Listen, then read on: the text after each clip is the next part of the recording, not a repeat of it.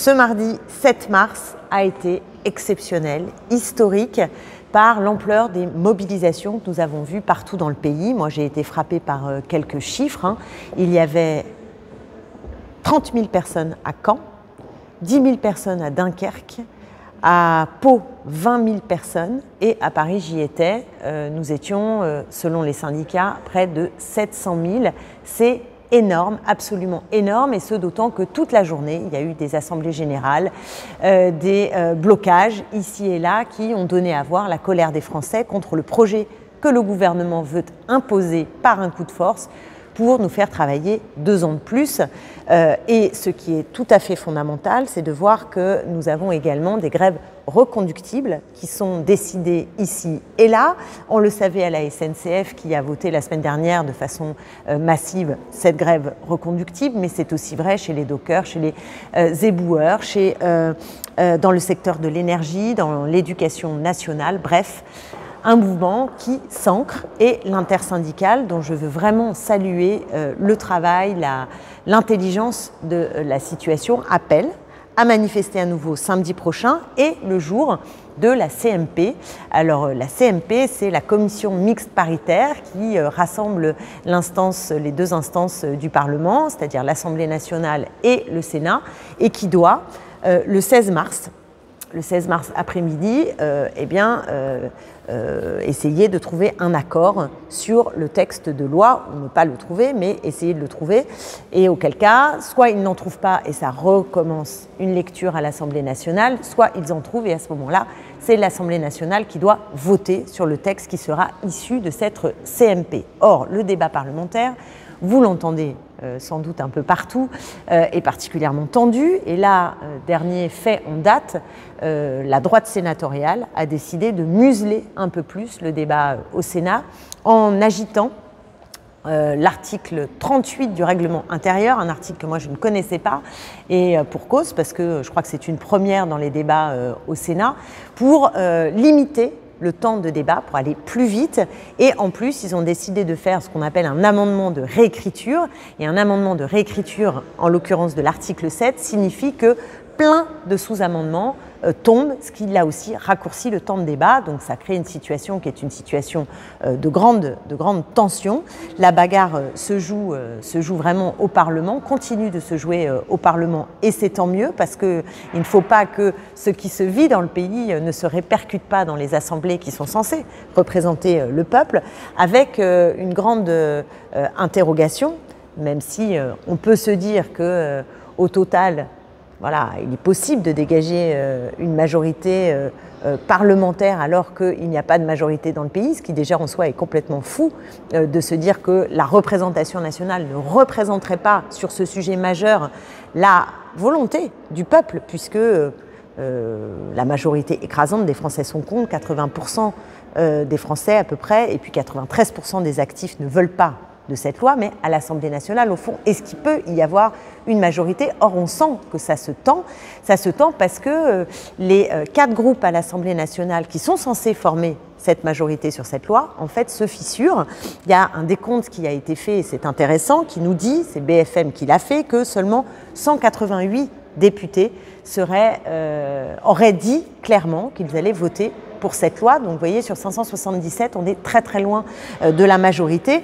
Et donc ça se fissure chez les LR, on le sait, qui sont divisés sur le sujet, mais aussi au MoDem et même dans Renaissance. Moi j'ai encore entendu Barbara Pompili nous expliquer que cette réforme était injuste et qu'elle ne la voterait pas, à tel point d'ailleurs que Aurore Bergé, la présidente du groupe Renaissance à l'Assemblée, a été carrément obligée, enfin elle n'est pas obligée, mais a décidé en tout cas de menacer les députés En Marche d'exclusion s'ils ne votaient pas le texte, ce qui est quand même particulièrement autoritaire comme méthode, et ça dit aussi qu'ils ne sont pas sûrs de leur fait, et on se demande même si, au bout du bout, ils ne vont pas recourir à un 49-3 pour éviter une défaite à l'Assemblée nationale, une défaite parlementaire. Donc vous voyez le niveau d'enjeu, et ça signifie qu'il faut donc continuer absolument à mettre cette pression et préparer en fait la voie de sortie du gouvernement qui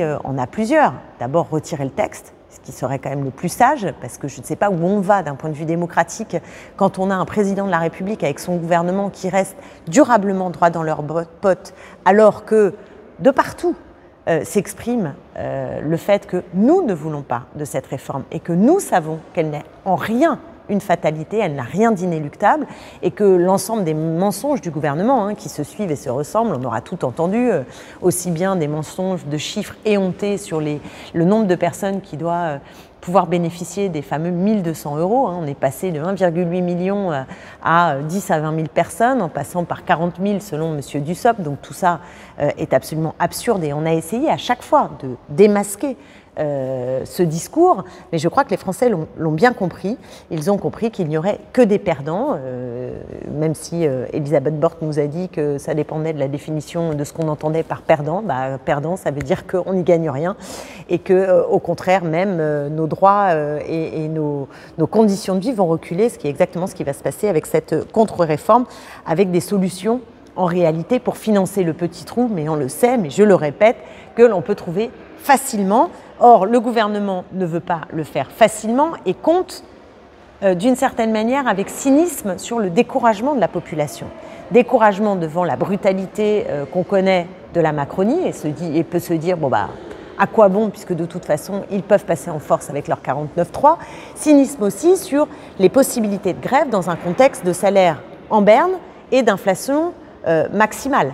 Or, face à cela, le gouvernement n'agit pas, il a même renoncé à faire le panier inflation, il préfère que les entreprises se débrouillent, faire confiance comme d'habitude aux entreprises, ne pas les contraindre dans un moment où on sait que ça touche vraiment au cœur. Je regardais les chiffres de l'explosion des prix, c'est complètement hallucinant. Le sucre a augmenté de 54%, la farine de 37%, les steaks hachés de 33%, le papier toilette de 27%, le riz 25%, le beurre 22%, l'huile d'olive 20%, bref, j'arrête là. Mais en tout cas, on voit bien que le fait que le gouvernement ne soit pas capable de réglementer les prix rend la difficulté à faire la grève très difficile, puisque pour beaucoup, ce sont autour de, 80, 90, 100 € une journée de grève. Donc si vous faites la reconductible, vous voyez bien qu'avec la hausse des prix, ça devient très compliqué. Et d'où le cynisme du gouvernement de se dire qu'ils ne tiendront pas. Ils n'arriveront pas à bloquer durablement le pays, d'où l'importance évidemment que des secteurs clés de l'économie puissent avoir les moyens de faire une reconductible et que les caisses de grève soient les plus remplies possibles pour aider ces salariés à le faire. Mais surtout, je veux insister sur le fait qu'en démocratie, ne pas écouter à ce point la volonté du peuple est une pure folie, parce que ça crée de l'amertume, parce que ça crée du ressentiment, parce que ça crée une colère incroyable et toujours plus de délégitimation en fait des institutions, de ceux qui sont censés nous représenter. Alors Macron, il devrait retirer son projet, ça serait quand même le plus simple pour abaisser le niveau de tension, même si la colère va continuer parce que les problèmes ne seront pas tous évidemment réglés. Il peut aussi décider d'un référendum, s'il est si sûr de sa légitimité, pourquoi ne fait-il pas un référendum? Bref, à lui bien sûr de trouver la solution, mais la solution commence par en finir avec ce projet. Et je crois qu'on comprend au total à quel point il n'y arrive pas, comme il n'arrive pas à empêcher l'inflation, parce que à chaque fois, sa politique est au service des hyper riches, des grands groupes, avec cette idée que ça va ruisseler. Or, ça ne ruisselle pas, mais lui continue à être dans un cadre de pensée qui est un cadre de pensée très ancien et très néolibéral. Ce néolibéralisme dont nous voyons chaque jour un peu plus les catastrophes arriver. Et je vous invite de ce point de vue à lire le hors-série de l'Obs, parce que ce hors-série de l'Obs sur le monde fou des hyper riches nous permet de nous promener dans ces fortunes qui s'accumulent alors que le niveau général et les conditions de vie du grand nombre s'abaissent. À la fin, il y a un petit tableau de chiffres très simple, je vous en donne deux. Le nombre de milliardaires a doublé en 10 ans, le nombre de milliardaires a doublé en 10 ans, et surtout ce chiffre sur le taux d'imposition réel sur le revenu d'Elon Musk, 3,27%. On a beau le relire une fois, deux fois, 10 fois. c'est complètement incroyable. 3,27% pour Elon Musk. Mais il y a pire, Warren Buffett, c'est 0,10% l'imposition réelle. Donc il y a bien un petit problème, c'est qu'on veut décidément faire peser sur les plus modestes les privilèges que l'on accorde toujours plus grands aux plus riches. On en revient toujours à cette question qui est celle du partage de la plus-value. Donc ce n'est pas la peine de nous raconter qu'on veut valoriser le travail quand on voit que sans cesse, ce sont les revenus du capital, ce sont les rentiers qui sont à chaque fois davantage privilégiés par les politiques publiques qui sont menées par tous les Macron planétaires que nous subissons. Donc raison de plus, ou raison majeure je dirais, d'aller se mobiliser avec ces 2 rendez-vous qui sont essentiels. Samedi, à fond, partout en France, dans les rues, et le 16, on continue pour imposer au gouvernement le recul.